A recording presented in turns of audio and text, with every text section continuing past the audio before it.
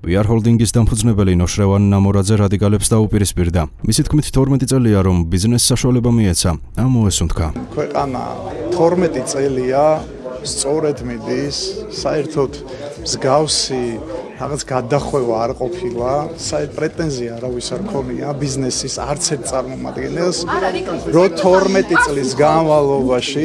წლის განმავლობაში ყოფილიყოს რამე აცდენა, ან ევროპული გზისკენ არ მივდიოდი, რომ მსგავსი რამე არ ყოფილა.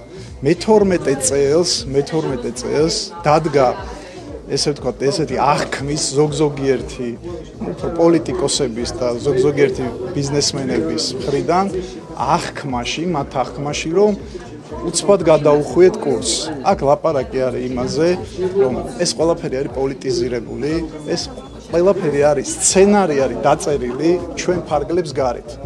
ამ სცენარით მიდის მოქმედება, ამ სცენარით მიდის მუშაობა და ხდება შემდეგი რამ, რომ ეს ახალგაზრდობა გამოიყენეს იმისთვის, რომ დაეტოვებინათ ახლა საზარბაზნე ხორცად, შეატოვეს, იმუშავეს მაქსიმალურად იმაზე, რომ გამოეწვიათ აი ესეთი ტემპერატურის გაცხელება. ჩვენი ქვეყანა არ ადარდებთ იმ ადამიანებს, იცით თქვენ ვიზეც ვიძახი კონკრეტულად ოპოზიციას და იყენებენ მაქსიმალურად ყველა ძალას, რომ დღეს მაგალითად ჩვენ თავრობას, ხელისუფლებას და ზოგადად ჩვენ ყველას გვაბულინგებენ რისთვის, რომ ჩვენ ვითომ გვინდა რაღაც სხვა კურსი, აქ არავის არაფერი არ უნდა, აქ უნდა მშვიდობა ყველას, რაც განაცხადა პრემიერმაც.